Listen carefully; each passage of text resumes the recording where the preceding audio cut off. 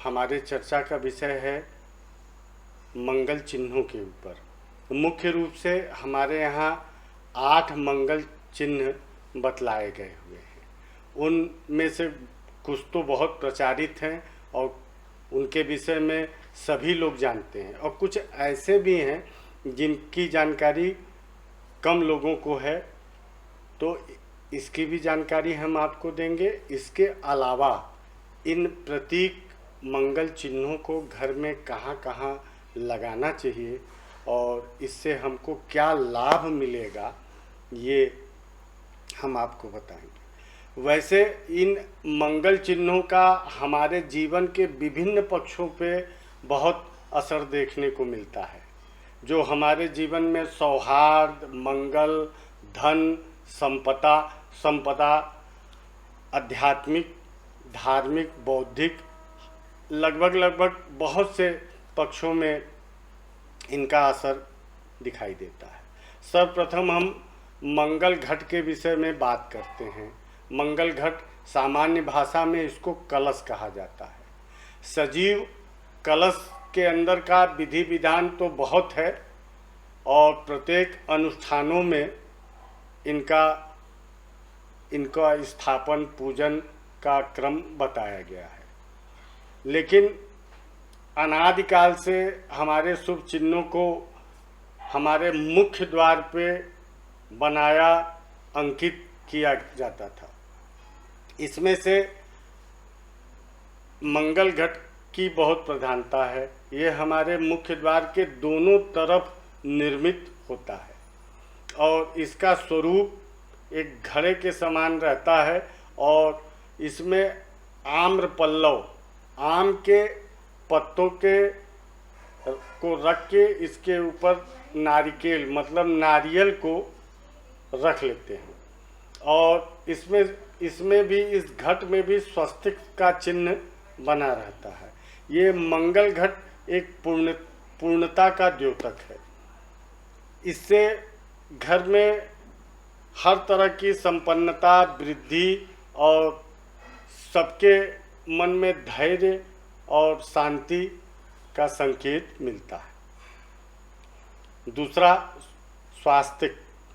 स्वास्तिक एक ऐसा चिन्ह है जिन्हें अपने देश के अलावा बहुत से देशों में बड़ी इनकी मान्यता है और इनके पूजन का विधि विधान देवी देवताओं के मंदिरों में, उनके आसनों में इनको अंकित किया जाता है।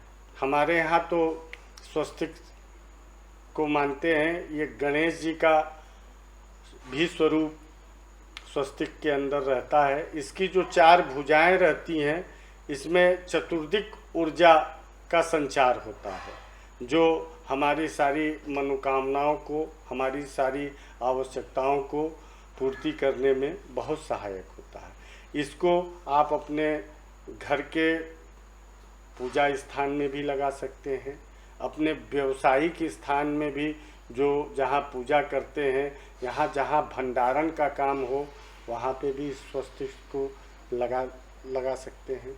और हमारे मुख्य द्वार के भी दोनों तरफ स्वस्तिक बनाने का सतिया, इसको हमारे स्थानीय भाषा में बोलते हैं, ये बनाने का रीति रिवाज बहुत पहले से है। धार्मिक पक्षों में, अनुष्ठानों में तो है ही है।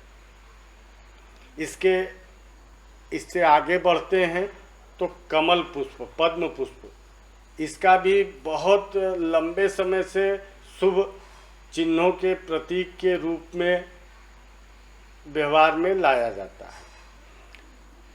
तमाम उपनिषदों में शतपथ ब्राह्मण एक शास्त्रीय पुस्तक है, उसमें इसकी बहुत विशेषता और व्याख्या दी गई है। इसको सतचित आनंद का भी स्वरूप मानते हैं, सत्यम शिवम सुंदरम का भी स्वरूप मानते हैं।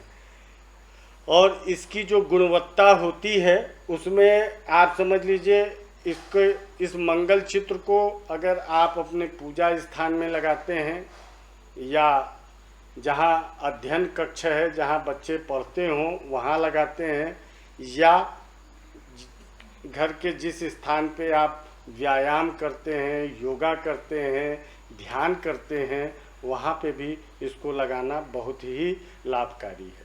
क्यों कि इसकी जो गुणवत्ता होती है वो आदमी के अंदर शुचिता, निर्भयता, पवित्रता ये सब प्रदान करती है और ज्ञान और मनन का ये केंद्र होता है।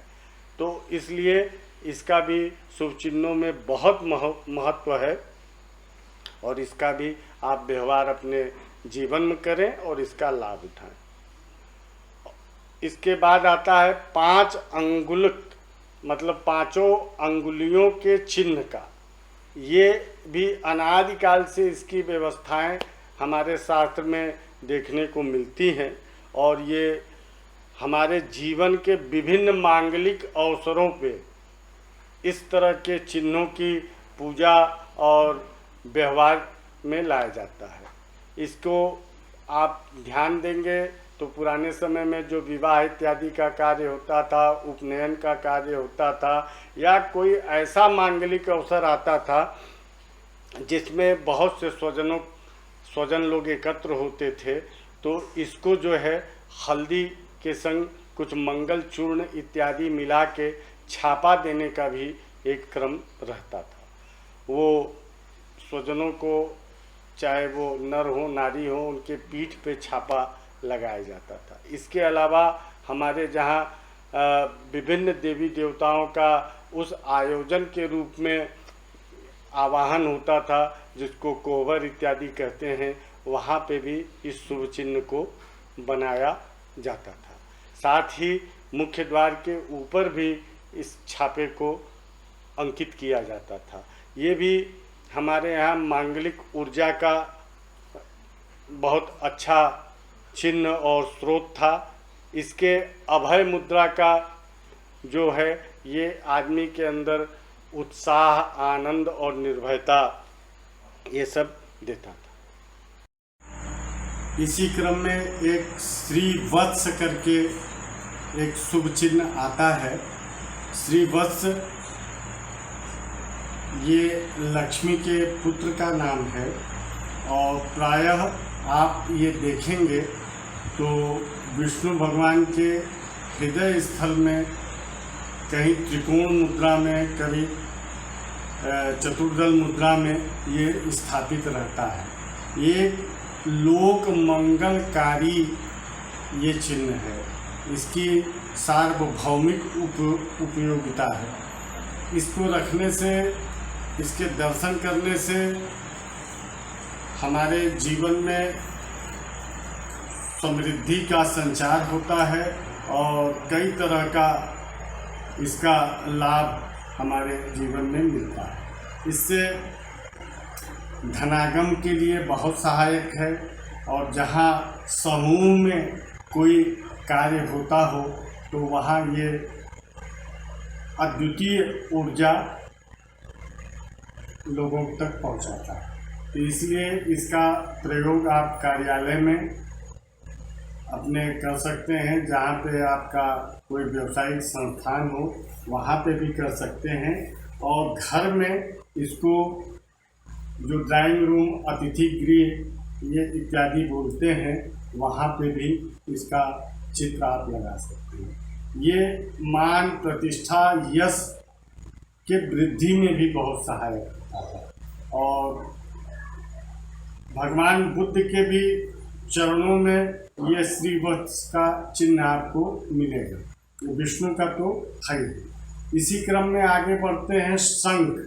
शंख की प्रकार, 2 प्रकार के शंख बहुत ज़्यादा प्रचलन में है। एक दक्षिणावर्त शंख, दूसरा वामवर्त शंख। वामवर्त शंख पूजन के क्रम में, जल रखने के क्रम में और शंखनाद करने के क्रम में इसकी उपयोगिता होती है। और दक्षिणावर्त शंख का मुख्य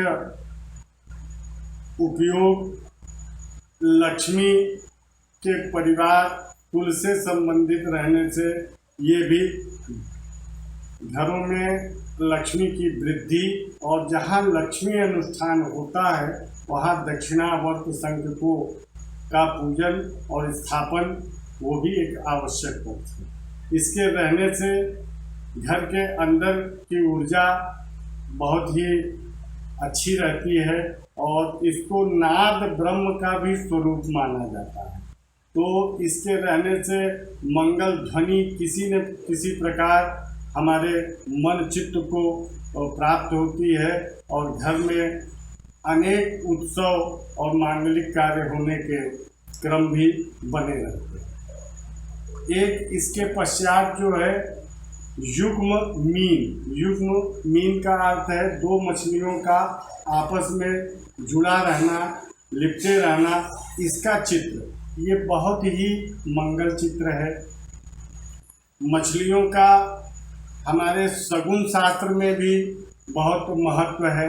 इन चिन्हों को देखने से यात्रा निष्कंटक होती है और किसी मुख्य कार्य या प्रमुख कार्य क्षेत्र के लिए अगर हम घर से निकलते हैं तो हमको इनके नाम के उच्चारण से भी सुविधा प्राप्त होती है। तो इस चित्र को आप अपने घर से जो बाहर निकलने का द्वार है उस पर अवश्य लगाइए। इसके लगाने से आपकी यात्रा मंगलमय होगी और आपके लिए ये शुभ शकुन का कारक है। अंत में एक चक्र आता है। चक्र के पक्ष में देखेंगे तो सुदर्शन चक्र की भी चर्चा है। प्लस हमारे भारतवर्ष के जो भारतवर्ष का जो झंडा है उसमें भी चक्र की महत्ता और मध्य में वो स्थित है। ये चक्र की प्रधानता इसलिए बताई गई है कि इसमें संगठन, एकजुटता एवं आपसी सौहार्द और सामंजस्य के बहुत गुण रहते हैं। इसलिए इसको घर के किसी भी स्थान में लगाइए जहाँ पे नित्य आपकी दृष्टि पड़े, आप इसका दर्शन करें तो उस घर में आपसी सौहार्द, सामंजस्य, एकजुटता और मानसिक रूप से आप अपने आप को पूर्णतया स्वस्थ पाइए। इसी के संग हम आज जो मंगल चिन्हों का वर्णन किए थे उसके विषय में आपको बतला दिया है। संग में इसके चित्र भी हम प्रस्तुत करेंगे। इनको देखें। इनको चाहे बड़े रूप में, छोटे रूप में आप इनको व्यवहार में लाएंगे तो निश्चित सब कुछ मंगल होगा और सुमंगल होगा। इसी कामना के संग हम आज आपसे विदा लेते हैं। जय विश्वनाथ।